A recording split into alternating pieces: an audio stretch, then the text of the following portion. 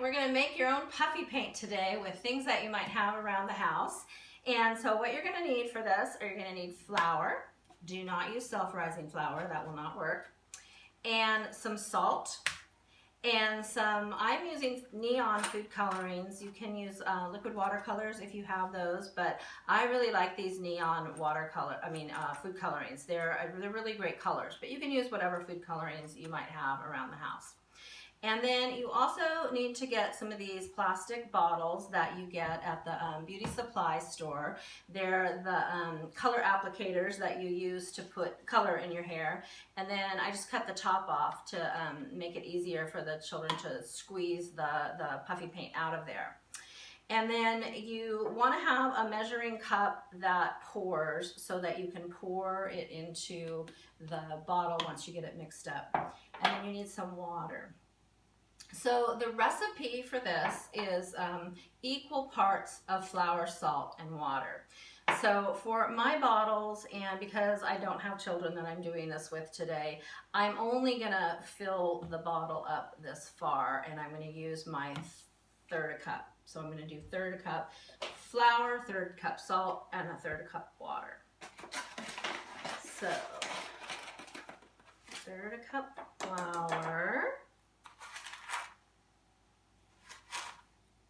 third cup salt, and I already have a third cup measured in here of the water, and I'm going to put my color into the water. It makes it just a little bit easier to see what your color is going to be, and also to mix it up more smoothly. I'm going to add that in. I'm going to stir that up.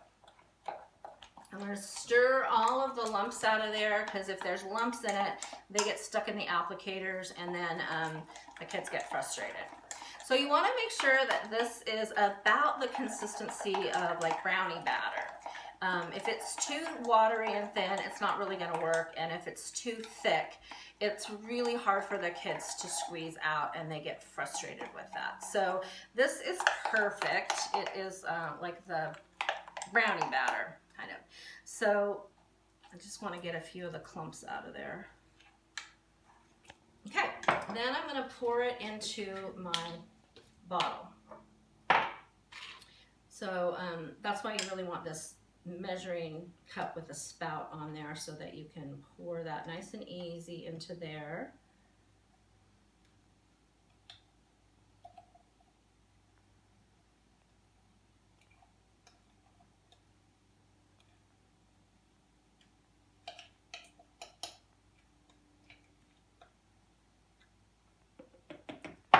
Okay, and then I'm going to wipe the sides up.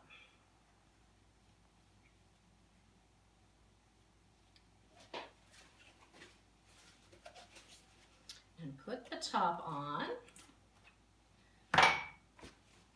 Okay, so I have already made a few colors. I think that if you have about 4 colors and you make 2 bottles of each, or 5 colors and 10 bottles altogether, that's good. I've only got 3 colors here, 3 bottles today. So but then you want to give them cardboard, so pieces of cardboard. So I'm really big on saving cardboard because I use it for a lot of things. But so we're gonna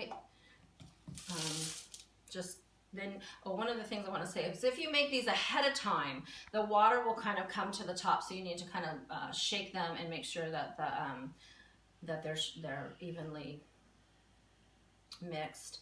And then you just let them squeeze. Kids really like to squeeze, and so this is a fun activity for them. They really like this activity, so you want to make sure you have plenty of bottles and plenty of colors for them to do this. And then you know, the younger kids are just going to do stuff like this. Older preschoolers might make little pictures like butterflies and rainbows and things like that. But this is kind of what the younger preschoolers will do. So this is an example. It's really old and it's kind of falling apart, but of what a preschooler did one time, and they do a lot of squeezing of the colors and letting them just kind of ooze together.